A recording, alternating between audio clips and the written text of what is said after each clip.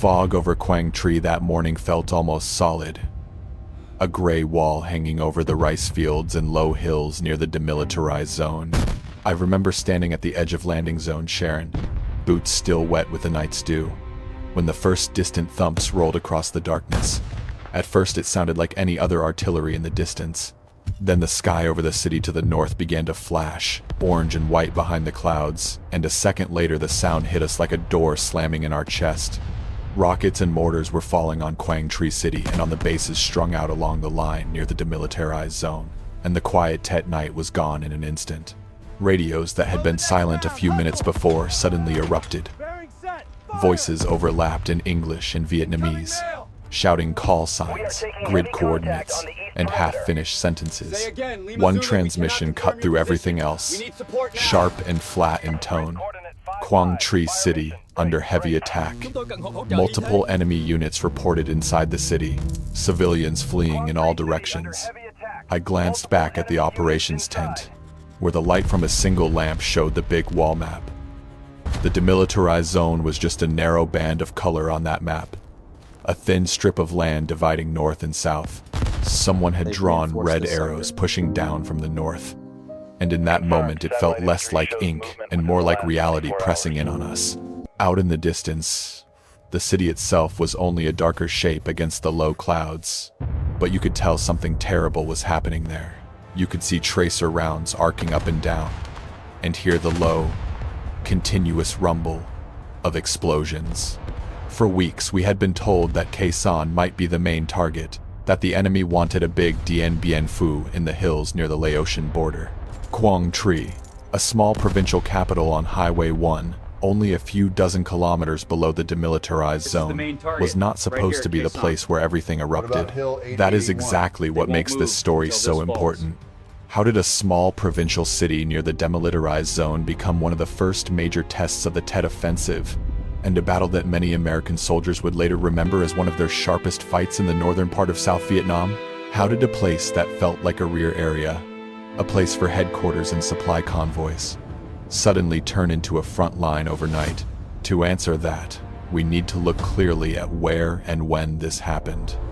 This is Tet, the Lunar New Year of 1968, when many units on both sides expected a temporary quiet.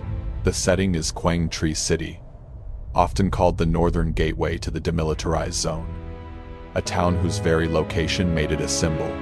Whoever controlled Quang Tri controlled the last major urban center before the line that split the country in two. On the South Vietnamese side, the city and the surrounding area were held by the 1st Division of the Army of the Republic of Vietnam, by airborne battalions, regional forces, and the National Police. Advisors from the United States worked alongside them in headquarters and outposts. Just to the south, the 1st Brigade of the 1st Cavalry Division, the Air Mobile Division of the United States Army, operated from fire bases and landing zones like Sharon and Betty, ready to move by helicopter wherever the pressure grew the hardest. For the men in those units, Quang Tri was not just a name on a briefing slide. It was the place where their supply routes, their friends in neighboring units, and their hopes of holding the northern part of South Vietnam all came together. In this episode, we are going to move hour by hour through the fight for Quang Tri during the Tet Offensive.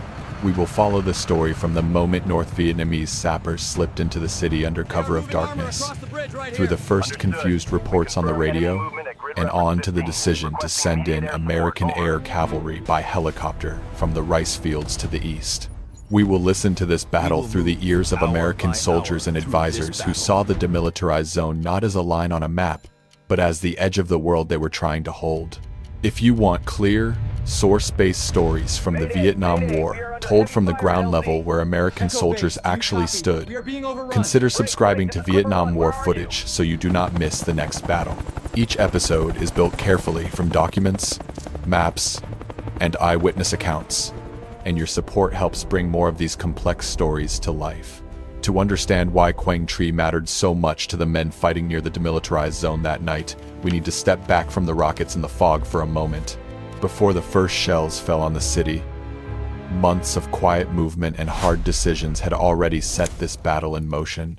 In the next part, we will rewind to those months before Tet, when Quang Tri still looked like a small provincial capital on the map, but was already becoming a target. If you look at a map of Vietnam during the war, the demilitarized zone does not seem very large. It is just a narrow strip of land stretching from the mountains down to the sea, a thin band drawn between north and south. On paper, it was supposed to be a buffer, a place where armies did not fight.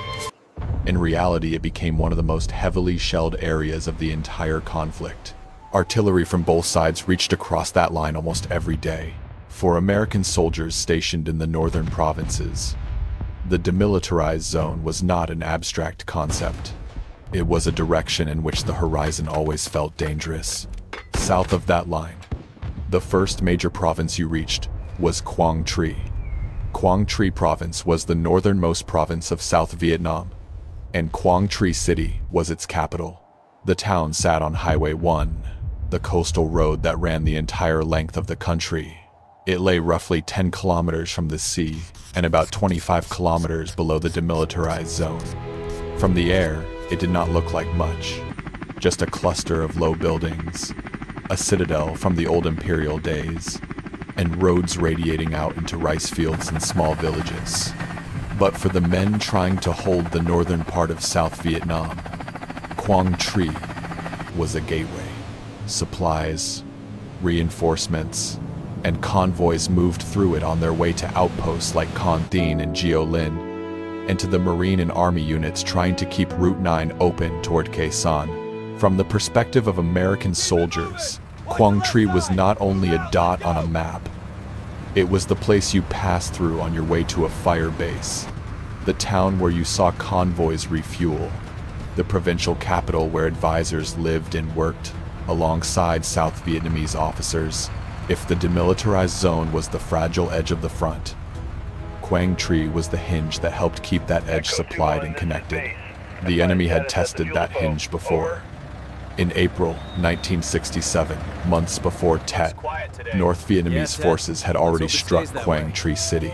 They moved in fast, hit key targets, freed political prisoners from the local jail, and then slipped away before a full-scale response could surround them. For the South Vietnamese government, that raid was a warning. For the Americans advising and supporting in the area, it was a reminder that even a provincial capital near the demilitarized zone was not safe from determined, well-planned attacks. As the year moved on toward 1968, attention in the American command shifted more and more to the high ground to the west. North Vietnamese units built up around Khe Sanh and threatened to turn that remote outpost into another Dien Bien Phu. Intelligence reports and reconnaissance flights constantly mentioned new activity near the border. To many officers, it looked as if the main battle in the north would come in those rugged hills, not in the small towns along Highway 1. That perception shaped how units were deployed. In the weeks before Tet, the 1st Brigade of the 1st Cavalry Division was busy pushing west from Quang Tri, establishing fire bases in the foothills and searching for North Vietnamese base areas. Helicopters lifted troops into newly cut landing zones. Artillery was dragged up to support them, and patrols pushed deeper into the interior. The focus was on finding and fixing enemy main force units before they could threaten Khe Sanh or punch through toward the demilitarized zone. For the American soldiers on the ground, that created a particular mindset. The demilitarized zone in Khe Sanh felt like the places where a big, decisive battle might break out. Quang Tri City, by contrast, still felt relatively quiet compared to the hills and the border. You might pass through it, you might spend a night there between missions, but you did not necessarily expect that the main fight would come to its streets. South Vietnamese forces carried the day-to-day responsibility for the city itself. The 1st Regiment of the 1st Division of the Army of the Republic of Vietnam manned positions around Quang Tri, covering the approaches from the north and west. Elements of the 9th Airborne Battalion were dug in at places like Tri Buu, not far from the old citadel, ready to act as a mobile reserve. Inside the town, national police, regional forces, and popular forces handled checkpoints, patrols, and local security. For many of them, Tet was supposed to be a time when duties relaxed slightly, when families gathered and streets were fuller of holiday visitors than of patrols. American presence in and around the city was real, but limited. Advisory teams worked inside South Vietnamese headquarters, and small compounds housed American personnel in the city. The heavier American units, however, were clustered to the south. The headquarters of the 1st Brigade, 1st Cavalry Division, sat at landing zones like Betty and Sharon, just below Quang Tri. From there, the brigade planned operations aimed at North Vietnamese positions to the west, particularly a base area identified in American reports as Base Area 101. In the minds of many American soldiers, their main job was to block enemy movement through those hinterlands, to protect Route 9 and to keep the demilitarized zone from being pierced, not to fight house by house in the provincial capital. Yet the stakes tied to that small capital were enormous. If North Vietnamese forces managed to seize Quang Tri city and hold it, they would deliver a heavy blow to the authority of the Saigon government. The loss of the northernmost provincial capital would look, on the map shown in embassies and on television screens, like the front line collapsing down toward the center of the country.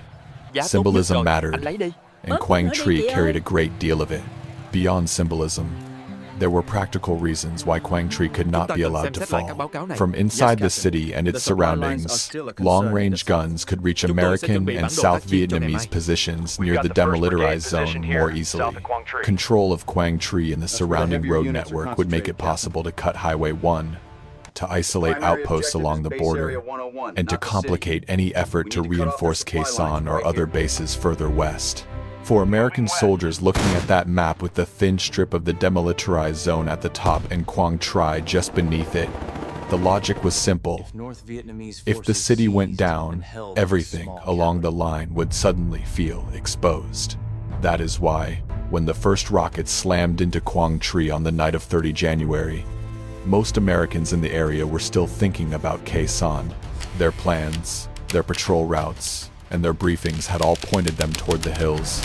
It was only when the radios began to scream about fighting inside the city, about enemy units appearing in streets they thought were secure, that they realized the Tet Offensive had opened a new front right at the gateway to the demilitarized zone.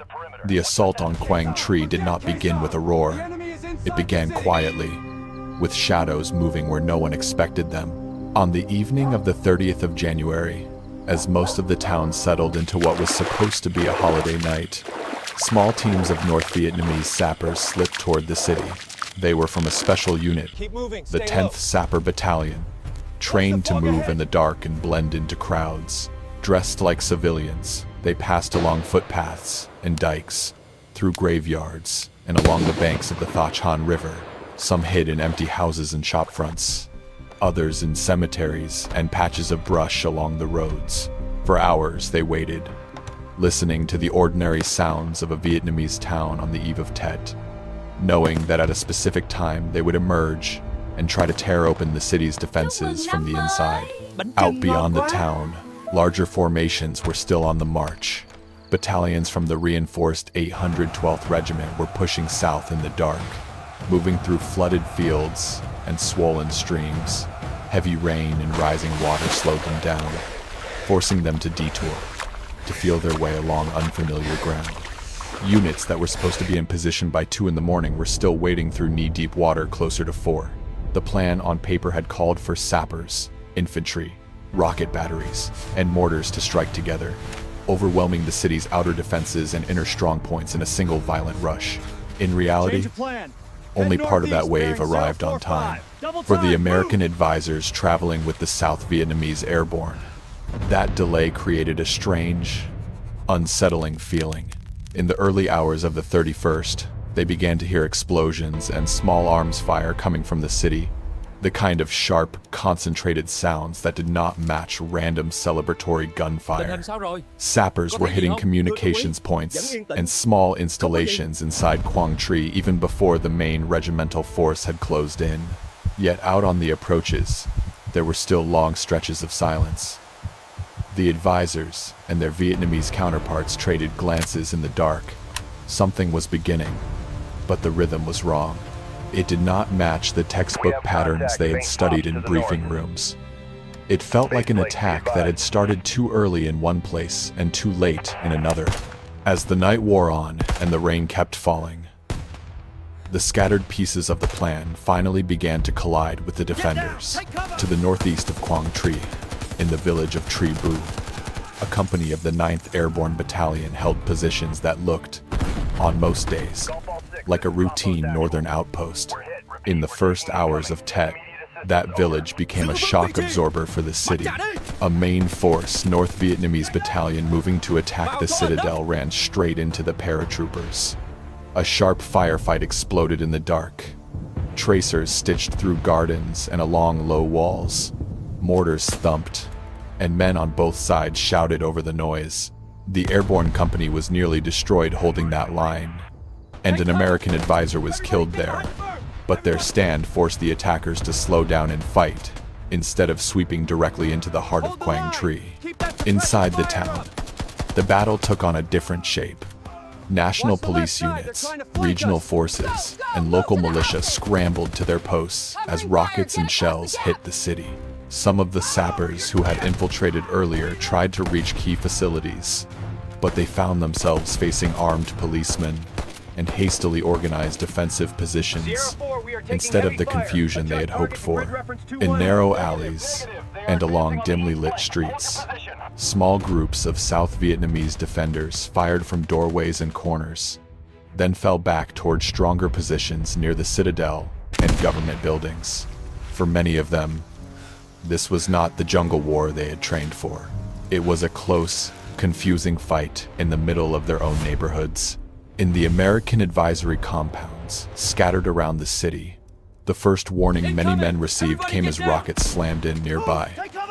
Glass shattered, lights went out, and the flat, metallic crack of incoming fire drowned out every other sound. Radios that just hours earlier had carried routine traffic now spilled a mix of English and Vietnamese, cut with static and the background thud of explosions. This time, there was no talk of distant patrol contacts or minor probes. The words were simple and chilling.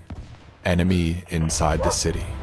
For the Americans who had learned to think of war near the demilitarized zone as something that happened out in the hills or in remote fire bases, the realization that a full-scale assault was unfolding in the streets of a provincial capital was a shock.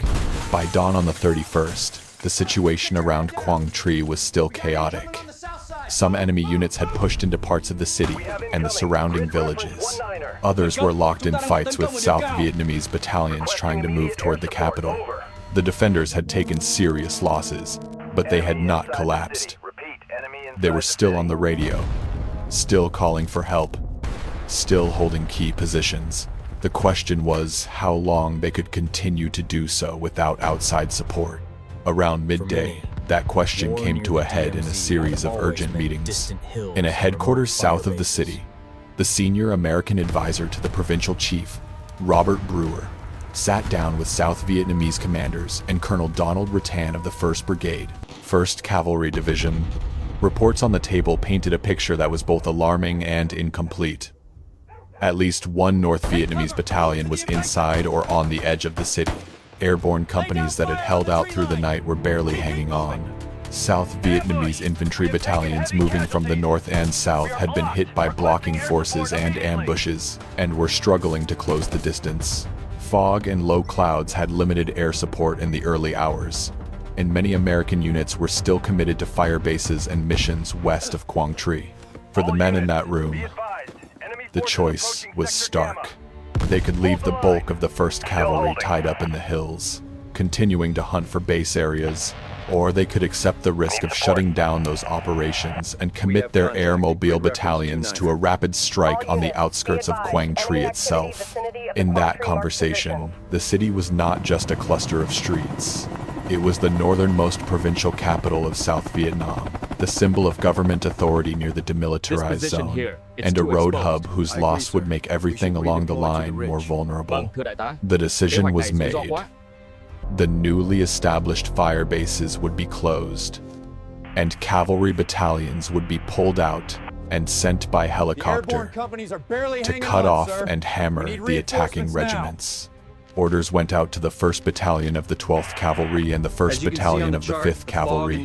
Men who had been building bunkers and patrolling ridgelines west of the city were told to pack up, load onto helicopters, and prepare to land much closer to Quang Tri. For many of them, it was the first time they had been told to move toward a provincial capital that was already under attack, rather than toward some remote valley or ridge. The flights into the new landing zones were anything but routine. As the UH-1 helicopters lifted off and headed east and north, the men inside could see the difference between their usual missions and this one. Below them, instead of endless forests and mountains, they saw rice fields cut into squares, villages clustered along roads, and, in the distance, a low band of smoke hanging over Quang Tri. As they came closer, the city's outlines emerged through the haze. The citadel walls, bridges, clusters of houses, and beyond them the flicker of ongoing firefights. The pilots brought their aircraft down into areas that intelligence had identified as positions of enemy units east and southeast of the city. The men in the back heard the change in the sound of the rotors as the helicopters slowed and dropped height. Almost immediately, they also heard something else. The sharp, rising rattle of machine gun fire, and the heavier, slower blasts of recoilless rifles and rockets being fired at them. The landing zones were not empty fields. They were within reach of the heavy weapon teams of the K4 Battalion and other supporting elements of the attacking regiment. Helicopters shuddered as rounds struck their frames. Some were forced to pull up and try again.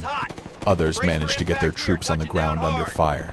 Cavalrymen jumped from the skids into muddy paddies, dropping to one knee, scanning for the flashes of enemy guns. For soldiers who had been told their main mission was to hunt the enemy in the remote hills near the demilitarized zone, the reality of landing almost on top of a heavily armed battalion within sight of a provincial capital was jarring. As one trooper later put it, they had expected to be chasing small units through forests. Instead, they were stepping directly into a pitched battle around a city. Once on the ground, the American battalions began to push toward their objectives. To the east of Quang Tri, elements of the 12th Cavalry moved into contact with the K4 Battalion. Between them and the city, scattered houses, tree lines, and dikes became a maze of cover and firing positions. From inside Quang Tri, South Vietnamese units that had held on through the night pressed outward, trying to hit the same enemy formations from another side. The result was a tightening noose around those battalions that had pushed closest to the city. To the southeast, companies from the 5th Cavalry landed with orders to hit another attacking battalion from behind. Ahead of them lay open ground broken by graveyards, hedgerows, and irrigation ditches.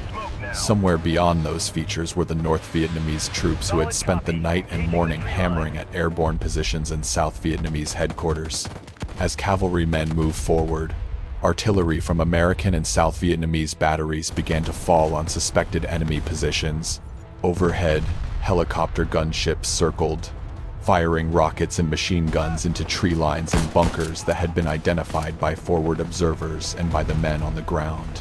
For the soldiers looking back on it later, the fighting that afternoon felt like one of the most intense concentrations of fire they had seen so close to a provincial capital near the demilitarized zone. The noise was continuous.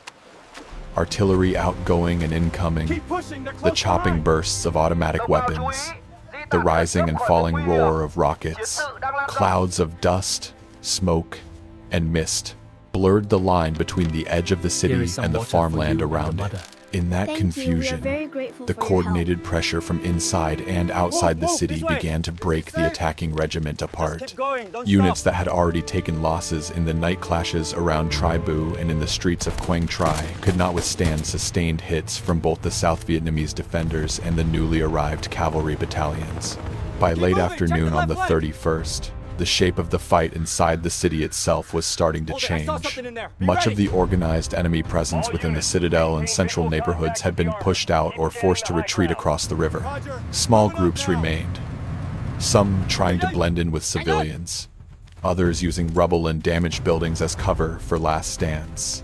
South Vietnamese troops, with American air support overhead, began moving methodically through streets and blocks that had been contested since before dawn. Loudspeakers called on civilians to leave danger zones, and long columns of families carrying bundles and leading children tried to move towards safer areas, even as isolated shots and bursts of fire continued. In the surrounding villages and hamlets, the cleanup was far from over. Over the next day and into early February, South Vietnamese units with American artillery and air support continued to push out from the city toward places like Tri Buu and further south along Highway 1. Many of the enemy battalions that had come in with the intention of holding Quang Tri were now trying simply to escape. Estimates made after the fighting spoke of hundreds of enemy soldiers killed and dozens captured in and around the city over the course of those days, a measure of how hard the attacking regiment had been hit. For the American soldiers of the 1st Cavalry Division and their South Vietnamese counterparts, the battle did not truly end when the last enemy position inside the city fell. North of, south of, and west of Quang Tri, scattered groups of North Vietnamese and Viet Cong broke into smaller and smaller units and began slipping away into the countryside. Often they did so along the same roads and paths crowded with refugees. Identifying who was who in those flows of people was difficult and dangerous. The next 10 days saw a series of running contacts in the fields and villages beyond the city. Cavalry troopers and South Vietnamese infantry slogged through wet rice paddies and along dikes, sometimes making contact with well-armed groups, sometimes finding abandoned positions and equipment. Nights were spent in hastily dug positions or in flooded fields, with the knowledge that the demilitarized zone and its artillery lay only a short distance to the north. Sleep came in short stretches, and the sense of being at the very edge of the Allied line in Vietnam never quite faded. When they looked back on the Tet fighting around Quang Tri, many American soldiers carried two parallel impressions. One was the exhaustion and strain of those days, the sudden orders, the dangerous helicopter landings, the confusion of fighting so close to a city full of civilians. The other was a quieter, more sober sense of what had been prevented. Quang Tri had not fallen. The northernmost provincial capital of South Vietnam was still in Allied hands. The line from the demilitarized zone down through Khe Sanh and Hue had bent under enormous pressure, but at Quang Tri it had held. By the time the fighting around Quang Tri finally began to die down, the cost was written across the landscape and in the faces of the men who had survived it. In the after-action tallies, Allied officers estimated that hundreds of North Vietnamese and Viet Cong soldiers had been killed in and around the city, and dozens more had been taken prisoner. The exact numbers on the South Vietnamese and American side were harder to fix, but commanders and medics alike knew that airborne companies, infantry battalions, and cavalry platoons had paid heavily to keep the city from falling. Casualty reports listed the dead and wounded, but they could not fully capture the empty places in units where familiar names no longer answered roll call. The city itself bore the marks of the battle even more clearly. Streets that had been crowded with Tet preparations only days before were now lined with shattered houses and burned out vehicles. Walls were pocked with shrapnel, roofs were collapsed, and trees had been cut to splinters by artillery. Bridges and intersections that had been key points on the map were now piles of twisted metal and cratered pavement. One American soldier who returned through Quang Tri after the main fighting summed up the feeling in a single line. He said, "We won that one, but it did not feel like any kind of victory parade. It was just one more shattered town near the demilitarized zone." And yet, in the hard logic of strategy, holding that shattered town mattered a great deal. By keeping Quang Tri City in Allied hands, South Vietnamese forces and their American supporters had preserved the northernmost symbol of the Saigon government's authority. The flag flying over the provincial headquarters was more than cloth. It was a signal to everyone watching, from villagers in the surrounding countryside to diplomats abroad, that the state in the south still held its ground at the top of the map.